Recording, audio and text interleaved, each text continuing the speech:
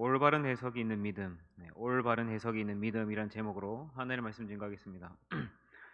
네, 오늘 설교 말씀을 준비하면서 저는 개인적으로 좀 마음이 힘들었습니다. 이제 코로나가 오늘 오후에 이제 수도권 지역은 발표한다 그러죠. 아마 다들 2.5단계가 되지 않을까 그렇게 예상을 하고 있습니다. 2.5단계가 되면 실질적으로 또다시 한번 교회가 폐쇄가 되는 겁니다. 뭐 수도권 지역이라고 해도 수도권 지역이 되면 이제 또 이렇게 전국적으로 또 그렇게 되기 때문에 그렇습니다. 코로나 단계가 올라가고 다시 뭔가 해볼 만한 상황이라고 확신을 하면 또 확산이 되고 하면서 뭐 여러분 아시잖아요. 이게 행정이라고 하는 자리의 어떤 특징이 이렇게 블랙스완 이런 예측할 수 없는 상황에서 이제 상황이 되면 결과물이 전혀 없이 바쁘기만 한 그런 특징이 있습니다. 그러니까 이런 게 반복이 되니까 힘이 많이 빠져요. 그래서 저를 타이른다는 심정으로 오늘 말씀을 준비했습니다. 여러분에게 해당이 안 되는 말씀은 아니니까. 어쨌든 뭐예요? 모든 말씀은 누굴 향한 말씀입니까? 나 자신을 향한 말씀입니다. 우리를 향한 말씀이 아니라 나 자신을 향한 말씀입니다. 오늘 본문은 열두 정탐꾼 이야기입니다. 열두 정탐꾼 이야기 아시죠?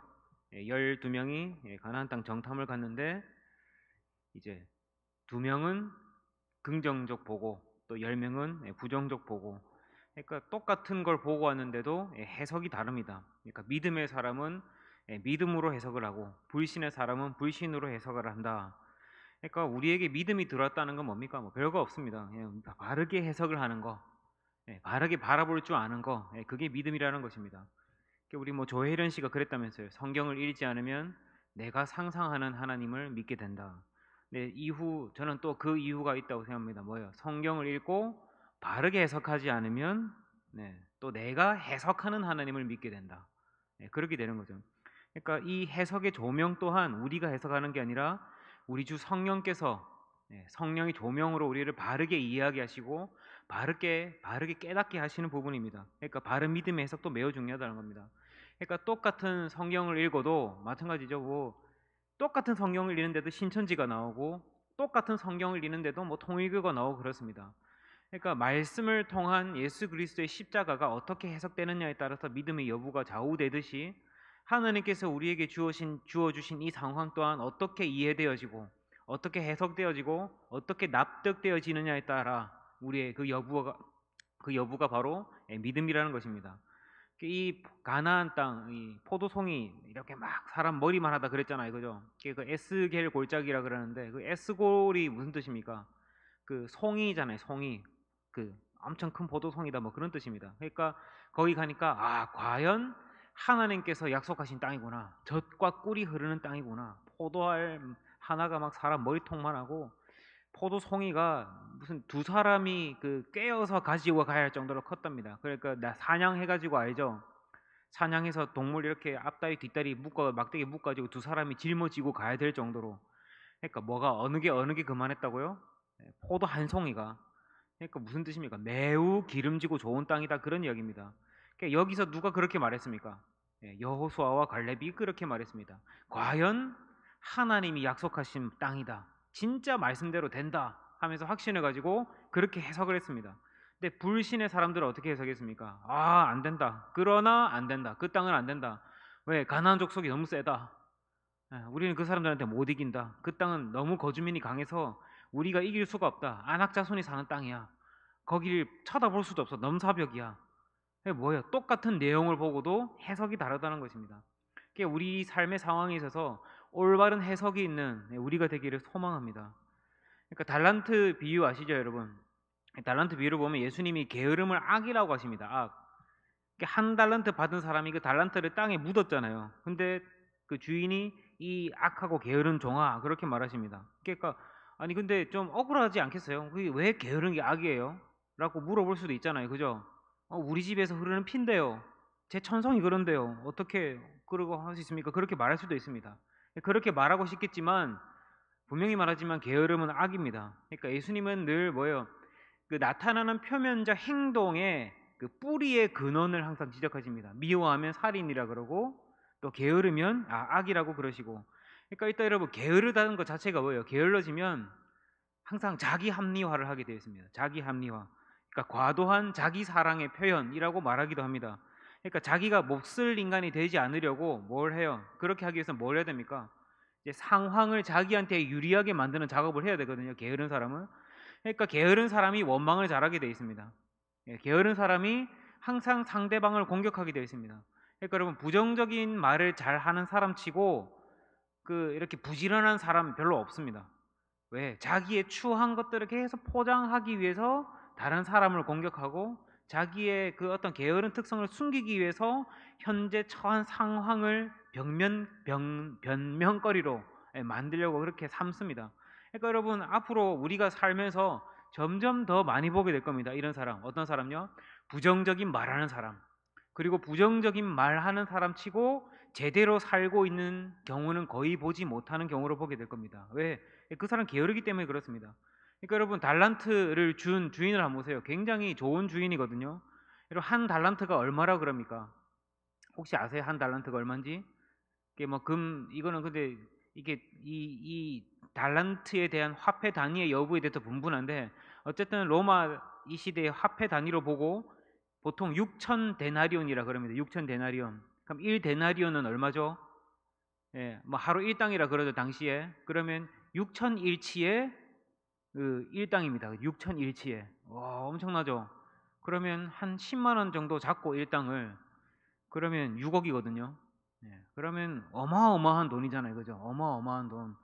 그러니까 이 절대 적은 돈이 아닙니다. 그러니까 많은 돈을 맡기고 그 심지어 믿고 간 주인이다. 그러면 이게 좋은 주인입니까? 나쁜 주인입니까?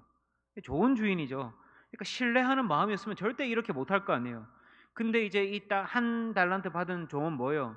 예, 주인 때문에 그렇다고. 당신은 굳은 사람이라. 예, 심지 않은 데서 거둘 줄을 내가 알고. 예, 당신은 그러니까 날강도다.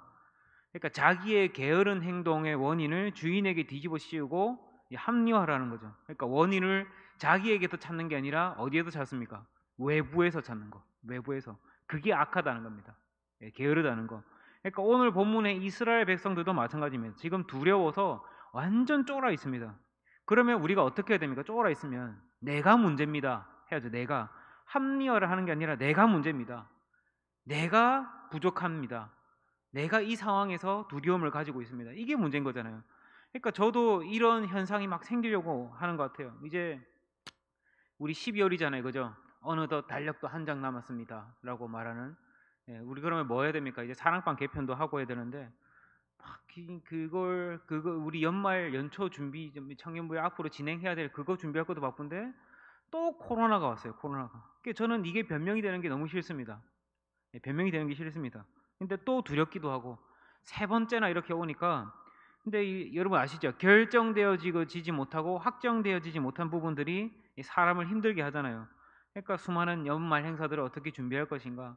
우리 청년부에도 좀 뭔가 영적으로 다운된 것들이 보여서 쇄신이 필요한데 교회 전체적인 부분도 뒤틀려 있고 머릿속이 막 꼬이는 거죠. 그러니까 이러면 이제 사람도 영향을 많이 받잖아요. 그죠? 우리 사랑장들도 많이 힘들다면서요. 예, 힘들다면서. 그러면 제가 그런 영향을 받기 때문에 사랑장을 또 누군가에 권하면 왠지 거부할 것 같고 힘들다 그럴 것 같고 이런 부분들이 저를 막 마음에 옥죄이게 만들고 이게 사실 이거는 절대적으로 제 마음의 문제거든요. 예, 제 마음의 문제거든요.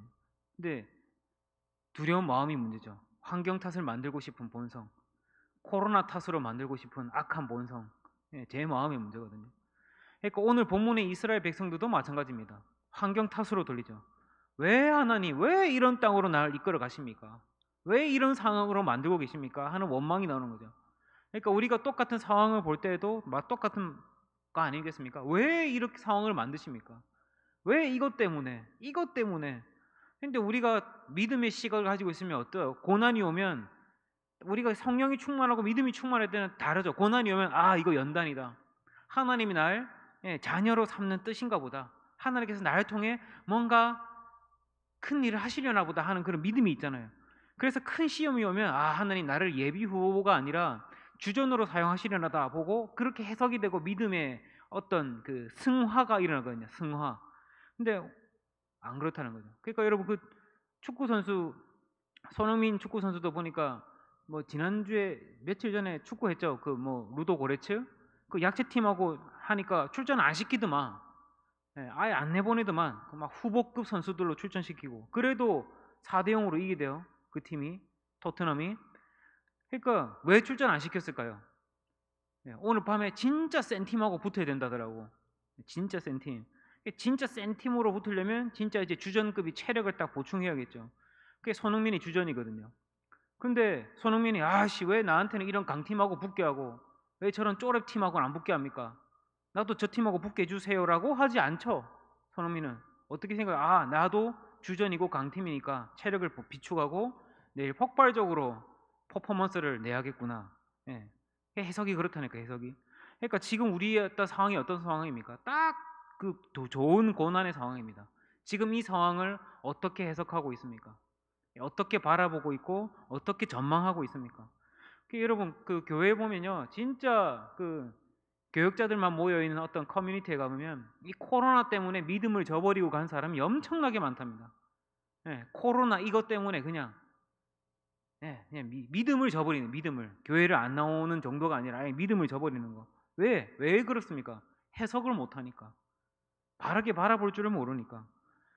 그 아들하고 아버지가 사막 여행을 했대. 사막 여행을 길을 잃어버렸답니다. 길 잃어버리니까 뭐 이제 어때요? 여러분 사막에서 길 한번 잃어버렸다 생각해보세요. 얼마나 힘들겠어요. 여러분 사람이 사막에서의 제일 무서운 공포가 뭔지 압니까? 그 알죠? 걸으면 결국 제자리에 돌아오는 거. 나침반이 없으면 결국 제자리에 돌아오는 거 알죠? 이제 얘기한 적 있잖아요. 그죠? 사람 걸음걸이가 약간 기우뚱하게 이렇게 가기 때문에 결국은 걷고 걷다 보면은 앞에 정확한 타겟이 걷다 보면 다시 제자리 옵니다. 그러니까 그 사람들이 부자가 길을 잃어버리지 않기 위해서 앞에 뭐가 마을 같은 게 보인다 무조건 자꾸만 보고 가는 거야. 그냥 가는데 마을 아니야. 그냥 신기루해서 또 저기 마을 같은 게 보인다 또 아니고 해갖고 와 진짜 이제 저건 진짜 마을 같다 하면서 그 갔는데 가니까 무덤이 있더래. 무덤. 그 아들이 그 자리에서 덜썩하고 쓰러지고 이제 아버지 그냥 죽어야 될 것 같습니다. 무덤밖에 안 보이고. 근데 아버지는 뭐해요? 야 무덤이 있으니까 묻어준 사람이 있을 거 아니냐. 이 근처에 마을이 분명히 있다. 그렇게 마을 찾았대요. 결국 마을. 그래서 살았답니다. 그러니까 여러분 무덤이 주는 메시지가 다양하죠. 이 부자에게는 아들은 죽었다. 아버지는 마을이 있다. 우리에게도 마찬가지입니다. 무덤은 절망의 메시지가 아니라 희망의 메시지입니다. 그죠? 이게 하나님 백성이 보는 무덤의 메시지입니다. 믿음이 없는 사람에게 무덤이라는 것은 죽음을 상징하고 믿음이 없는 사람에게 빈 무덤이라는 것은 공포를 상징합니다. 그런데 우리에게 이 무덤 그리고 비어있는 이 무덤은 무엇을 상징합니까? 희망, 기쁨, 죄사함, 구원, 천국, 은혜의 상징이잖아요. 은혜의 상징. 여러분 그 골고다 이스라엘 골고다 그 성묘교회 예수님이 십자가에 못 박히시고 묻히신 곳 거기에 가면요 정말 그 알 수 없는 그 감정을 주체할 수 없는 눈물이 나오더라고. 왜 거기서 나라는 인간이 다시 한번 재해석이 되기 때문에 내가 이 땅에 있는 이유, 그분이 나를 부르신 이유, 그런 것들이 쫙 재해석이 되면서 나라는 인간 존재 전체에 대한 정립이 일어나는 시간이거든요. 죄인, 용서함, 죄사함, 하나님의 자녀가 됨, 그의 뜻대로 살아가기 위한 부르심을 받음, 하나님 나라의 거룩한 도구로 쓰임을 받음, 예수가 나의 진정한 왕, 나는 죽고 주가 살기 위한 삶, 그런 것들이 확 재정립이 일어나는 거예요. 근데 믿음이 없는 사람에게 이 성묘교회, 이 골고다는 뭐예요? 그냥 그 많이 사람 트래픽이 많잖아요. 많이 다니는 사람이. 그러면 그 믿음이 없는 사람에게는 기념품 파는 곳입니다. 기념품 파는 곳. 고고학자한테는 그냥 어떤 역사적 트래킹이 가능한 곳 그런 식으로만 보는 거죠. 그러니까 믿음은 뭐예요? 해석이라는 겁니다. 해석. 그러니까 여러분 우리의 믿음은 해석이라는 것을 잊지 마시길 바랍니다. 어떤 해석이요? 올바른 믿음의 해석. 바른 해석을 통해서 일어설 수 있는 하나님의 자녀가 되시길 주님의 이름으로 축원합니다. 환경이 어려우면 이렇게 생각합시다. 환경이 어려우니까 하나님이 나를 통해서 뭔가 역사를 일으키시려나 보다. 난세의 영웅이 난다면서요. 어려울 때 진짜 영웅이 난다면서요. 그러니까 하나님 나를 다니엘로 쓰시려나 보다. 나를 그 요셉으로 쓰시려나 보다. 나를 모세로 쓰시려나 보다. 나를 뭐 그 누구죠? 다윗으로 쓰시려나 보다. 막 이런 생각을 할 수 있는 우리가 되길 바랍니다. 안 믿는 사람도 이런 기계가 있잖아. 그 옛날에 알렉산더 대왕이 그랬잖아요. 그 필립이 자기 아버지가 막 정복하고 막 다니니까 아버지한테 아버지가 그렇게 정복을 다 하시면 저는 어디를 정복합니까? 예. 그 되게 멋있지 않습니까? 그러니까 이 아버지가 다 정복하니까 이제 나는 누려야지라고 한 게 아니라 예, 자기가 나는 그럼 뭘 합니까? 이런 거. 그러니까 뭐예요? 누릴 것만 생각하고 사는 게 아니라 뭐예요? 이 진짜 기계로 사는 거. 그러니까 우리가 살고 있는 이 땅도 마찬가지입니다. 이 땅이 지금 뭐 하기 위한 땅입니까? 지금 누리기 위해서 우리가 살고 있습니까? 이 땅을? 이 땅은 해야 할 일이 많은 땅입니다. 왜? 불완전한 땅이고 제약이 관영한 땅이기 때문에 우리는 리페어러들이기 때문에 할 일이 많은 사람들이고 지금 이 땅은 할 일이 많은 땅입니다. 이 할 일 많은 이 땅에 우리를 부르신 이유가 뭡니까? 회복하고 수리하라고 우리 부르셨습니다. 이게 믿음의 시각이죠. 이 땅에 뭐 부귀영화 눌려서 뭐 얼마나 그게 몇십 년 된다고 몇백 년이 됩니까? 그런 거 없잖아요. 이게 믿음의 시각이죠. 여러분 어려운 환경이 있습니까? 할 일 많은 이 땅에 나를 불러주신 하나님의 은혜를 생각하시길 바랍니다. 하나님 나를 주전으로 쓰시려나 보다. 하나님 주님을 의지하는 주전이 되겠습니다. 주의 뜻대로 살아가는 주전이 되겠습니다. 이 믿음의 시각을 가지고 살아갈 수 있는 우리가 되길 축원합니다. 여러분 우리 그래서 이야기할 때 가급적이면 불신은 말하지도 마십시오. 믿음을 말하십시다. 믿음. 그 왜 불신을 말하면 안 돼요? 여러분 우리 언어는 우리의 말도 힘이 있거든요. 우리의 언어에도 전달하는 어떤 전염성이 있습니다. 불신은 전염됩니다. 불신. 믿음도 전염이 되거든요. 오늘 12정탐꾼 중에 10명이 불신을 말하니까 다 전염이 돼가지고 우린 죽었다 곡하고 난리가 나고 그러다가 어떻게 결국 하나님이 그 1세대 다 죽여버리잖아요. 40년 뺑뺑이 돌려가지고 아시죠? 40년 동안 뺑뺑이 돌려가지고 그 갈렙이랑 여호수아 빼고 그 두 사람 빼고 그 출애굽을 한 1세대는 다 죽어버리잖아요. 광야에서 40년 동안 그 며칠 걸리지도 않는 가나안 땅까지 뺑뺑이 돌다가 다 죽어버리잖아요. 여러분 우리 이제 사랑방 지금 공식적으로는 교회에서 모일 수가 없습니다. 모일 수가 없습니다. 그 왜 모임은 자제가 아니라 사실상 금지 조항으로 되어 있습니다. 그래서 저는 이 줌을 통해서라도 우리가 믿음을 말하고 긍정을 말하고 하나님 앞에 감사의 기쁨의 고백이 있는 그런 줌 사랑방이 되기를 소망합니다.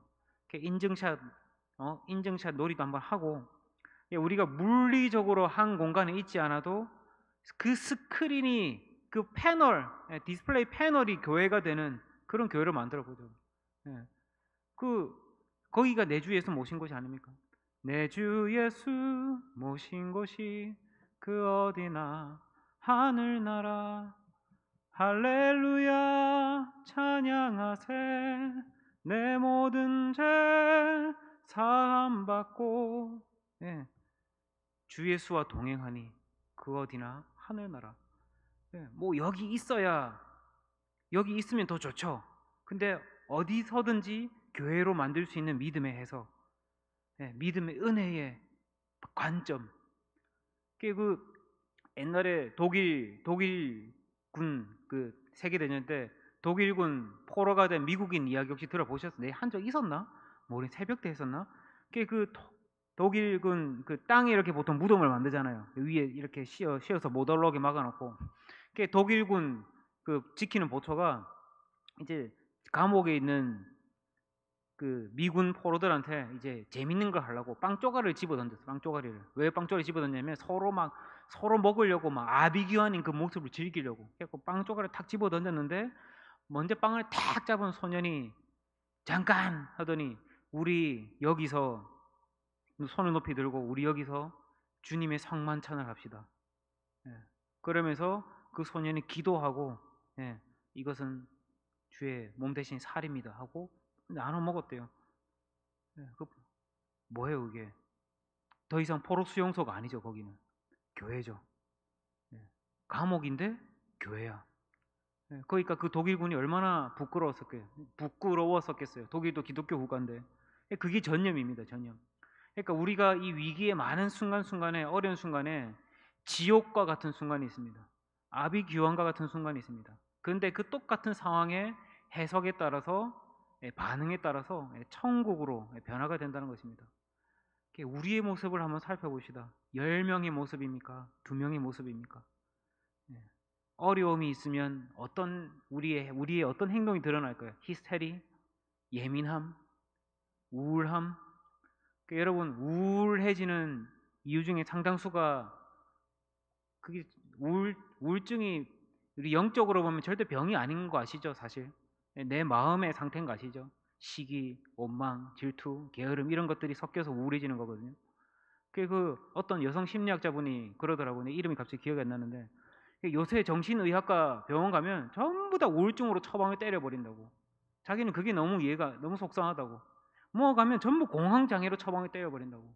그러면서 약 주고, 약 팔아먹고. 물론 진짜 안 그런 사람도 있겠지만 대부분 그런 식으로만 치료를 하려고 든다고. 왜? 그러면 약을 먹었으니까 약도 팔고, 또 무슨 병인지 설명도 굳이 안 해도 된대요. 그냥 공황장애입니다, 우울증입니다, 상담도 제대로 안 해도 되고. 그러니까 우울의 시대가 되는 거예요. 우울의 시대. 근데 오늘 이 본문의 2명의 여호수아와 갈렙은 그걸 뛰어넘었습니다. 어떻게? 하나님 바라보고 하나님 인도하신 땅이라고 굳게 믿고. 한번 생각해 보세요. 여러분 중에 지금 뭐 만약에 요 앞에 계신 2분이 여호수아랑 갈렙인데, 뒤에 있는 사람이 40년 동안 뺑뺑이 돌다가 다 죽었어. 본인 2사람만 살아남고. 여러분 기분이 어떻겠어요? 예. 나랑 옆에 친한 갈렙이만 빼고 다 죽었대. 40년 동안. 그 기분이 어떻겠어요? 이 2사람이니까 지금 버티고 있는 거 아닙니까? 그러니까 나중에 이제 2세대들만 가나안 땅으로 들어가게 됩니다. 2세대. 2세대가 더 대단한 거 아니에요? 어떻게 보면 2세대는 뭐예요? 홍해가 갈라지는 것도 본 적이 없고, 구름기둥 불기둥도 제대로 아마 본 적이 없을 거예요. 뭐만 갖고 갔어요? 오직 말씀, 하나님의 언약, 이거 붙들고 갔습니다. 2세대의 믿음이 더 대단한 거죠. 왜? 말씀에 근거한 경험, 뭐 기적, 이거에 근거한 것이 아니라 말씀에 의지한 믿음으로 갔으니까. 그래서 우리에게 예배라는 요소가 매우 중요합니다. 하나님의 영광을 맛보고, 하나님의 은혜의 생명을 누리고, 생명 대신 예수 그리스도를 만나고, 그 피로 살리신 은혜를 누리고, 그래서 이 믿음을 전파하고 확산시킬 수 있는 우리가 되기를 축원합니다. 다니엘이 사자굴에 떨어졌어도 어떻게 했어요? 그냥 감사했더니 살아남았잖아요. 하나님 사자 입 그냥 막아버렸잖아요. 그럼 한번 생각해보세요. 평소에 감사하지도 않았던 사람이 거기 들어가면 감사가 될까요? 기도가 될까요? 절대 안 되죠. 평소에도 포로인데도 하루에 3번씩 예루살렘을 향해서 하나님 앞에 기도드리고 감사하는 사람이니까, 포로라는 상황에서도 낙심하지 않고 감사를 할 수 있는 사람이니까 사자굴에 들어가서도 감사 또 감사. 하나님 감사합니다. 그러니까 하나님 사자굴 딱 막아버리고, 그러니까 믿음으로 해석하고 믿음으로 살아가는 사람의 모습이라는 것입니다. 그래 이게 전념이 되잖아요. 이런 모습이 우리의 모습이 되기를 축원합니다. 청년부 그리고 우리 모두가 클래스가 다른 신앙생활을 했으면 좋겠습니다. 우리는 원망이 아닙니다. 좌절이 아닙니다. 바른 해석을 통한 바른 믿음. 그냥 막연한 긍정주의가 아니라 하나님의 말씀을 믿는 믿음, 바른 믿음. 그래서 이 생명의 접촉을 통해서 우리 안에 끊임없는 생명이 드러난다는 것입니다. 오늘 이 이스라엘이 결국은 망한 이유가 뭐예요? 부끄러움이 없어서 망했거든요. 어떤 부끄러움? 생산적인 부끄러움이 없어서. 뭐 이런 상황이 닥치면 하나님, 제가 문제입니다. 부끄럽습니다. 저를 불쌍히 여겨주세요. 하나님께서 기뻐하시는 믿음을 가져야 되는데 그 믿음을 가지 못한 제가 부끄럽습니다. 하나님 은혜 붙들어 주시옵소서. 믿음 주시길 원합니다. 하나님께서 가고자 하시는 그 땅에 믿음으로 가길 원합니다. 주님을 기쁘시게 하는 믿음을 가지길 원합니다. 이때 은혜가 임하지 않습니까? 여러분 이렇게 기도할 때 좌절하고 한숨 쉬고 탄식할 때 은혜가 임하던가요? 물론 위로를 주실 때가 있겠죠. 근데 그것도 거의 보면 그냥 자기 위안인 정도인 경우가 되게 많고, 진짜 하나님께서 원하시는 건 뭐예요? 네가 위로받기를 원하는 게 아니라 네가 날 위해 사는 게 더 중요합니다. 하나님 입장에서는 예, 내가 안식 받고 내가 위로받는 게 다가 아니라 그로 인해서 우리가 주의 말씀으로 인해서 더 생명의 풍성함을 얻고 은혜를 누리고 또 다시 출발하고 일어설 수 있는 우리가 되길 축원합니다. 그래서 우리 공동체는 그냥 내가 위로받는 공동체가 아니라 하나님과 함께하는 공동체, 말씀의 이끌림을 받는 공동체, 성령이 이끄시는 공동체.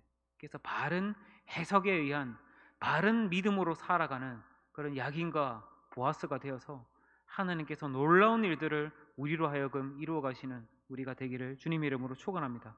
그래서 내가 있는 그 자리